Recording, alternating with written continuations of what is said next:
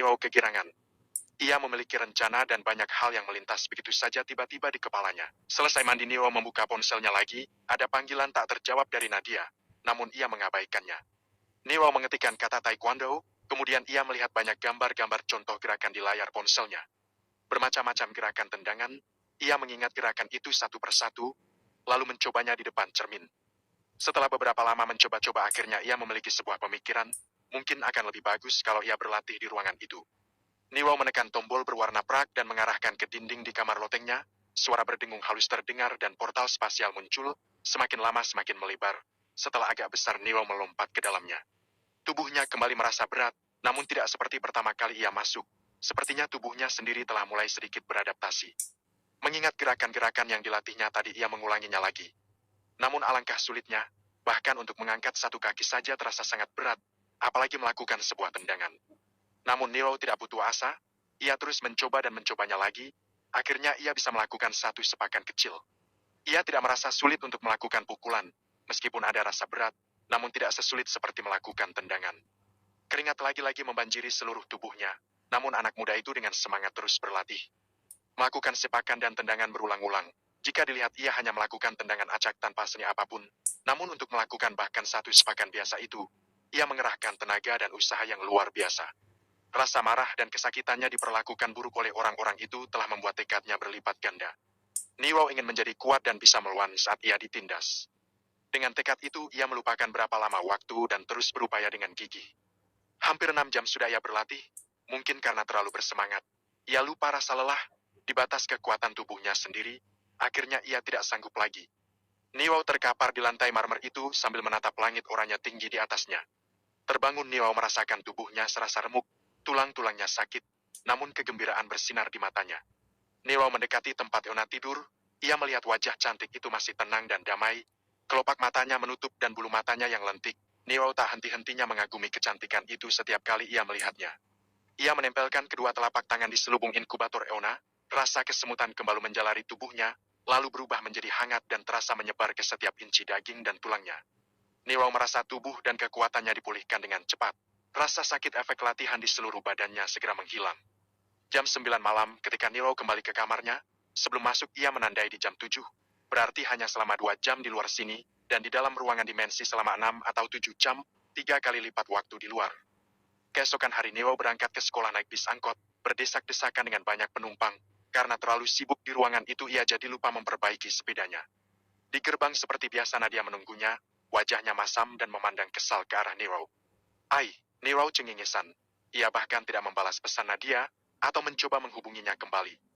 Pagi harinya ia tahu kalau Nadia memenangkan pertandingan kemarin dan lolos babak berikutnya, namun karena terburu-buru ia tidak sempat membalasnya. "Selamat kamu menang kemarin, Nadia," ucap Neo dengan rasa bersalah. "Apa, Yen? Kamu bahkan tidak membalas pesan-pesanku." Nadia memberengut. "Aku sibuk cari cuan, Nona," jawab Neo sambil terus berjalan memasuki gerbang sekolah. Nadia mengikuti dan berjalan di sebelah Neo. Nadia dan Neo melangkah masuk ke dalam kelas. Beberapa siswa berkumpul berkelompok dengan grupnya masing-masing. Di dalam kelas, bahkan di seluruh kelas, ada budaya sokol-sokol N, dan tidak jarang satu kelompok dan kelompok lainnya bermusuhan, saling memamerkan kekayaan dan berlomba-lomba menunjukkan barang-barang mahal, padahal yang dipamerkan adalah kekayaan orang tua, bukanlah hasil kerja keras mereka. Begitulah kalau anak-anak terlalu dimanjakan dengan harta dan kekayaan, mereka kerap terlupa dan merasa besar bahkan sebelum mereka memulai kehidupannya. Neo melemparkan tas sekolahnya di atas meja.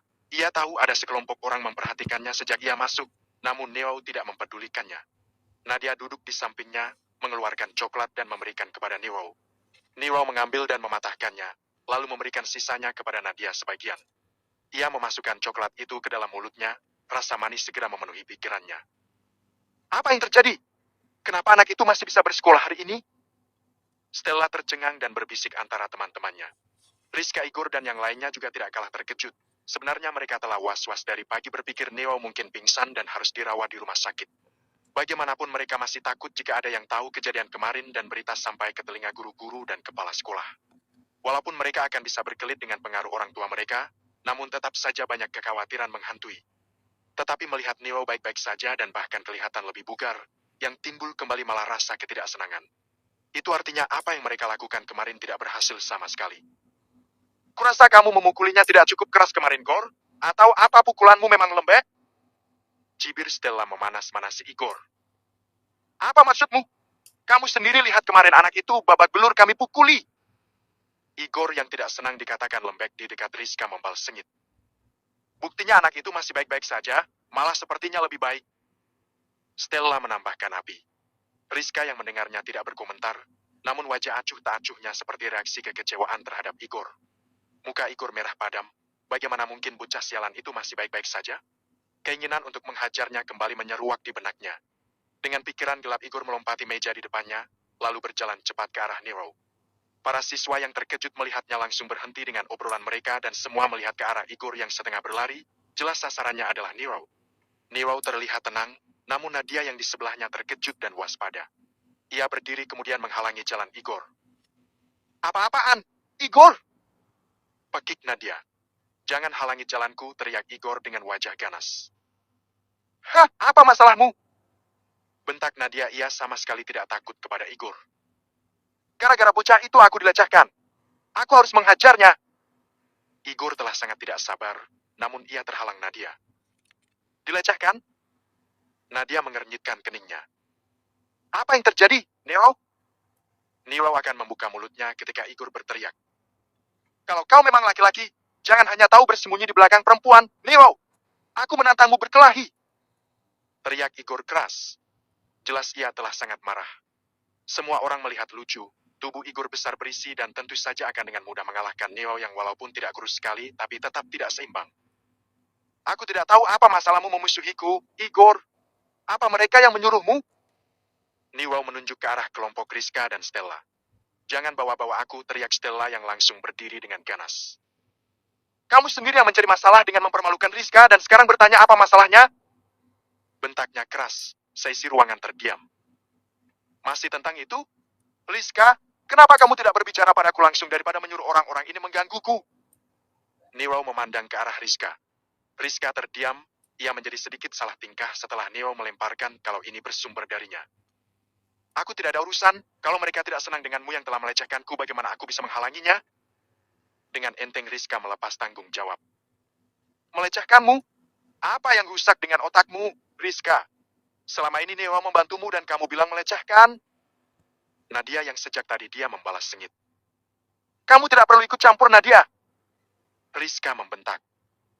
Oh, selama cecunguk-cecungukmu ini ikut campur, apa hakmu melarang aku terlibat? Nadia tidak kalah garang. Namun saat itu Igor langsung melompat ke arah Nero. Nadia yang sama sekali tidak siap sangat terkejut memandangi Igor melompat sambil melayangkan pukulan ke arah Nero. Nero menatap Igor yang datang beringas ke arahnya dengan tenang. Sebentar lagi bogem mentah itu akan mendarat tepat di kepalanya. Semua mata memandang tak berkedip. Oh tidak! Pekik Nadia. Namun sesuatu yang tidak disangkanya terjadi, Neo hanya menggeser duduknya sedikit ketika pukulan Igor meleset di samping telinganya. Pukulan itu mengenai kekosongan dan Igor menjadi hilang keseimbangan, terdorong maju dan menabrak meja di depannya. Gubraak! Suara keras terdengar, tubuh besar Igor jatuh sedemikian rupa hingga meja dan kursi yang ditabraknya bergelimpangan. Wajahnya mendarat di lantai terlebih dahulu. Nadia ternganga, anak-anak lainnya pun terperangah dan berdiri agar dapat melihat lebih jelas. Dengan amarah yang meledak Igor melemparkan kursi yang menimpa tubuhnya. Bangkit dengan marah bercampur malu yang sangat hebat, Igor membalikkan badannya dan menerjang ke arah Nero, namun sebuah tendangan teknik diol kaki menghantam dadanya. Tubuhnya dengan buruk kembali terlempar ke belakang menabrak dinding. Igor terbatuk dan memegangi dadanya yang terasa sangat sakit. Ia tidak dapat bernapas sesaat. Hening. Semua orang terdiam, hanya terdengar suara Igor yang terbatuk dan napasnya tersengal.